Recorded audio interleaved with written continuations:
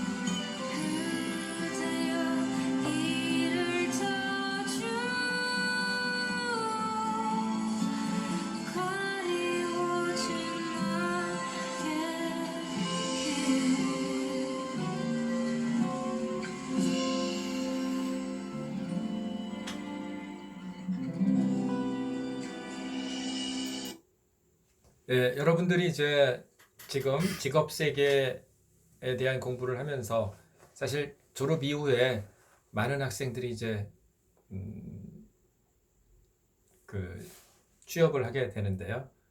그 먼저 한국의 직장 생활이 어떤지를 잘 묘사한 그런 어, 연속극을 보는 것도 간접 체험하는 데 도움이 된다고 생각합니다.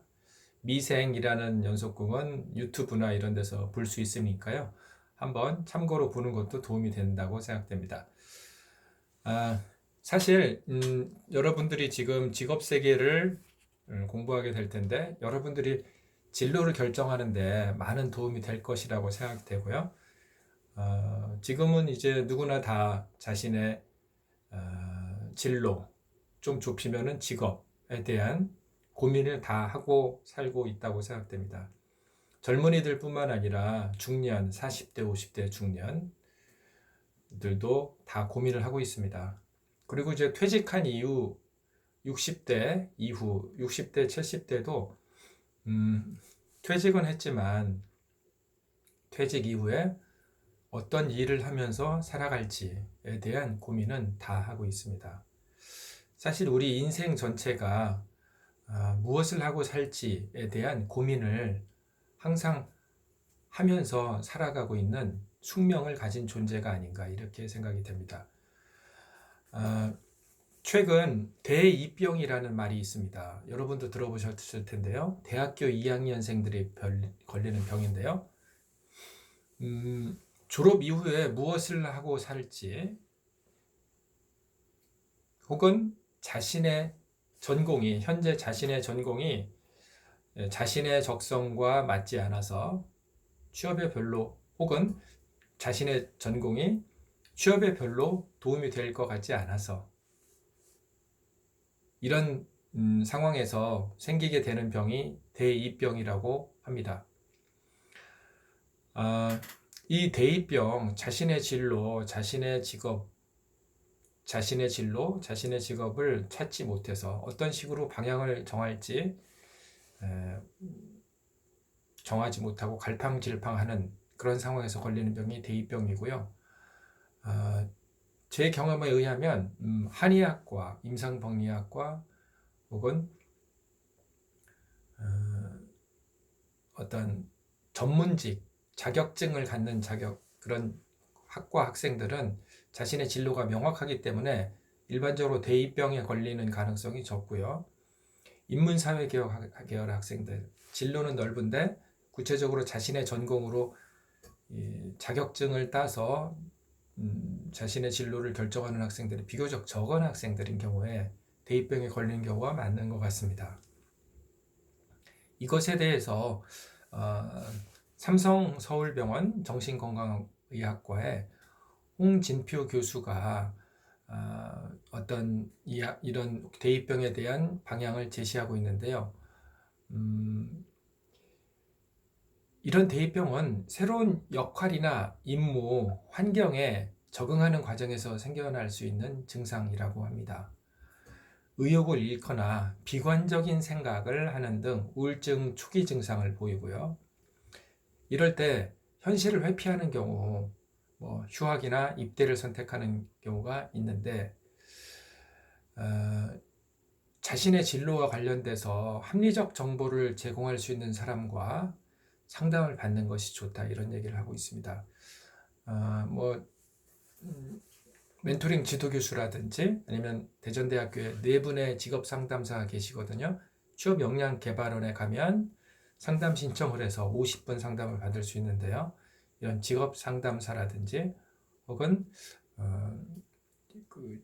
직업 관련되는 사이트, 한국고용노동부에서 운영하는 그런 사이트라든지 이런 사이트에 접속해서 자신의 적성 검사라든지 아니면 상담이라든지 정보를 검색하고 습득해 보는 것이 도움이 될 것이라고 판단이 됩니다. 그러면은 우리 교재를 공부해 보도록 하겠습니다. 첫 번째 보면 우리 PPT 첫 번째 페이지에 보면 직업에 대해서 나오고 있는데요. 직업. 직업은 인생의 의미를 발견하는 중요한 원천이 되게 됩니다. 그리고 우리가 몰입 경험, 몰입을 잘하는 사람들이 행복도가 높다라는 얘기를 했었는데요. 인생의 중요한 몰입 경험은 주로 자신의 직업, 자신이 하는 일에서 주로 많이 체험하게 됩니다. 직업은 이런 식으로 정의가 되는데요. 휴식, 놀이, 여가 활동을 제외한 모든 생산적인 활동이라고 정의됩니다. 사람에 대한 평가는 성격적인 측면에서 또 이루어지기도 하지만 사회적 역할, 직업이나 일이죠. 사회적인 역할, 직업이나 일을 중심에 두고 그 개인에 대한 평가가 많이 이루어집니다. 셀리그먼은 즐거운 기분을 느끼면서 펀이죠. 그리고 자신이 일에 몰입하면서 삶의 의미를 발견할 때 진정한 행복감을 느낄 수 있다고 했는데요. 이런 행복감은 직장에서 많이 결정적으로 경험하게 됩니다.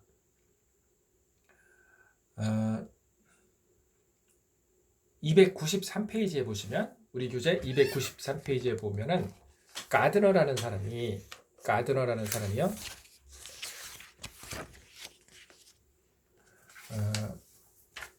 비범한 업적과 성취를 하는 4가지 유형을 제시했습니다. 첫 번째로는 거장이 되는 것, 두 번째로 새로운 영역의 창시자가 되는 것, 세 번째로 사회적으로 긍정적 영향을 미치는 영향력 있는 인물이 되는 것, 네 번째로 삶을 깊이 탐색하고 성찰하는 인물이 되는 것, 한 4가지를 제시를 했었는데요. 직업적 활동을 통해서 삶의 즐거움, 의미, 그리고 업적을 남길 수가 있습니다. 그 다음에 이제 직업 선택이 나오는데요. 직업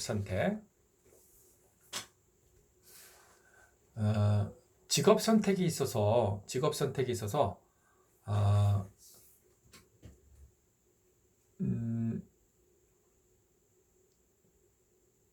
만족도라는 것이 있습니다. 직업 만족도는 어떤 식으로 정의가 되냐면, 직업 자체나 직업 경험으로 인해서 즐겁거나 만족스러운 상태로 직장 생활에서 느끼는 전반적인 만족을 직업 만족도라고 합니다. 일반적으로 우리가 직장을 선택할 때, 일을 선택할 때 직업 만족도가 높은 직업이나 일을 선택합니다. 직업 만족도가 높은 일이나 직업을 선택하게 됩니다. 근데 직업 만족도를 결정하는 요소가 4가지가 있습니다. 직업 만족도를 결정하는 것이 4가지가 있는데, 그 4가지를 가지고서 어떤 점수를 산출해서 결정을 하는데, 그 4가지 요인으로 선출하는 것이 개인과 직업의 적합도입니다. 개인과 직업의 적합도. 영어로는 PVF라고 합니다.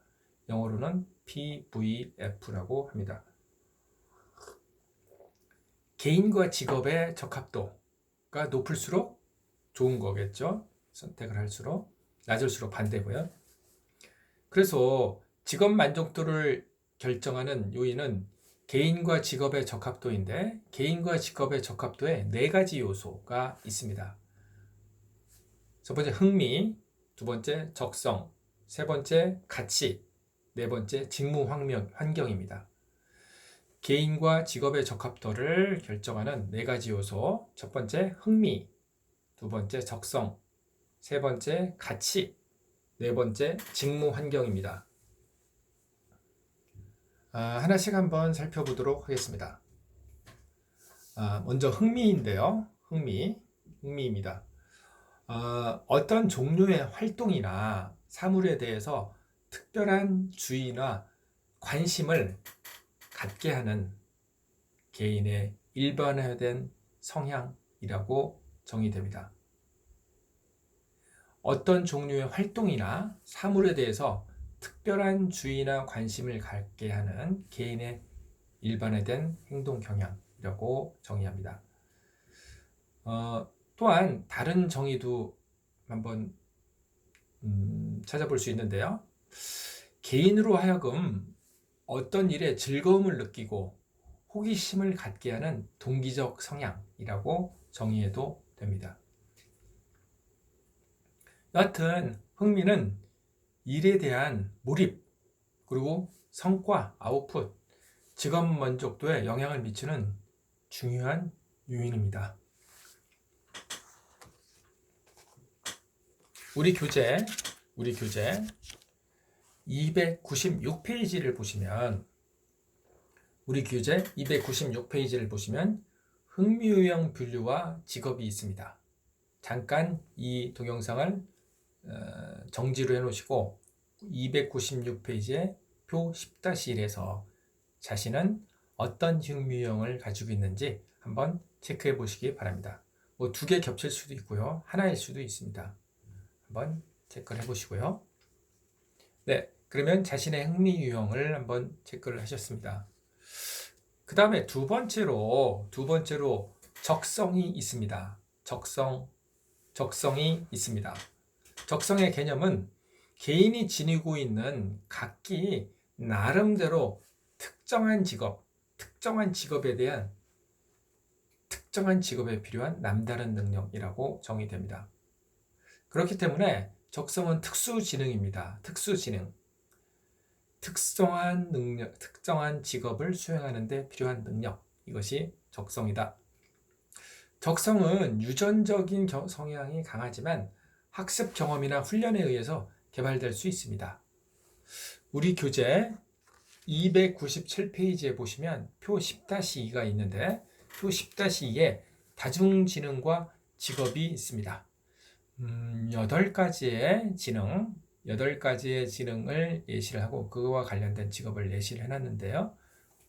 이게 배타적인 건 아닙니다. 자기가 2개 혹은 3개 이런 지능을 가질 수 있겠죠. 한번 살펴보시고 이 동영상을 약간 잠깐 정지시켜 놓고 이 표 10-2에 다중지능 그리고 그 지능과 관련된 직업을 한번 살펴보시면서 자신은 어떤 다중지능을 가지고 있는지 그리고 그거에 관련된 직업은 뭐가 있는지 한번 살펴보시기 바랍니다. 네, 그러면은 이제 적성에 대한 것도 한번 살펴봤고요. 세 번째로 이제 가치가 있는데요. 가치는 어떠한 목표가 더 바람직한지에 대해서 개인이 지니는 지속적인 신념이라고 정의됩니다. 자신의 행위와 인생을 평가하고 의미를 부여하는 기준이 됩니다. 우리 교재 표 10-3 298페이지를 보겠습니다. 298페이지에 10-3에 가치 유형이 6가지로 제시되어 있죠. 그거 관련되는 직업을 예시를 해놨습니다. 잠깐 우리 동영상을 정지를 시켜놓으시고 표 10-3을 보면서 자신은 어떤 유형에 속하는지 그거 관련되는 직업은 어떤지를 한번 살펴보겠습니다. 네, 그러면 마지막으로 직무 환경에 대해서 살펴보도록 하겠습니다. 직무 환경.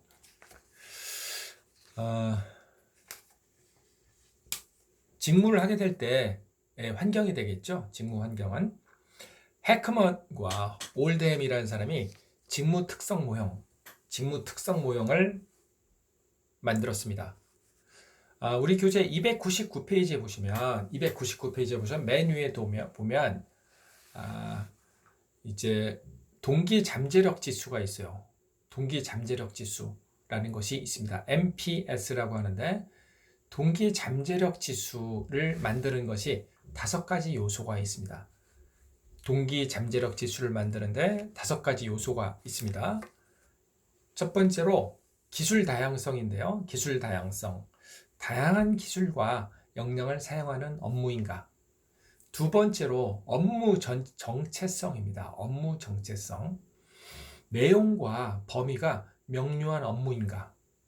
세 번째로 업무 중요성인데요. 업무 중요성. 중요하고 의미 있는 업무인가. 네 번째로 업무 자율성인데요. 자율성과 재량권이 주어지는 업무인가. 마지막 다섯 번째로 업무 피드백인데요.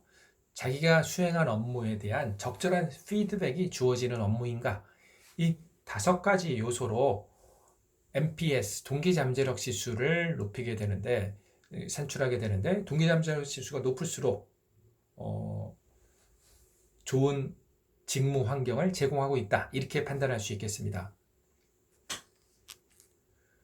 그래서 직장인들은 이런 다섯 가지 요소가 긍정적으로 나타날 때 업무 수행을 열정적으로 하고 직무도 그 일에도 만족을 하게 된다라는 것입니다. 그 다음에 우리 PPT 4페이지에 보시면 천직 체크리스트라고 있습니다. 천직 체크리스트라고 있습니다. 이것은 이제 에카르트 폰 헤르샤우젠이라는 사람이 행복은 혼자 오지 않는다는 책에서 제안한 것인데요. 300페이지를 보시면은요. 300페이지를 보면 체크리스트라고 있습니다. 체크리스트라고 있습니다. 이 체크리스트를 한번 쭉 체크를 해보시고 한 네 번째 질문까지 총 12개의 질문이 나와 있는데요. 네 번째 질문까지 예스다. 그러면 이 일은 천직일 가능성이 높습니다. 4번 문항까지 예스다 한다면 이 자신이 하고 있는 이 일은 천직일 가능성이 높습니다. 그렇기 때문에 선택을 해야 되겠죠. 선택을 해야 되겠죠.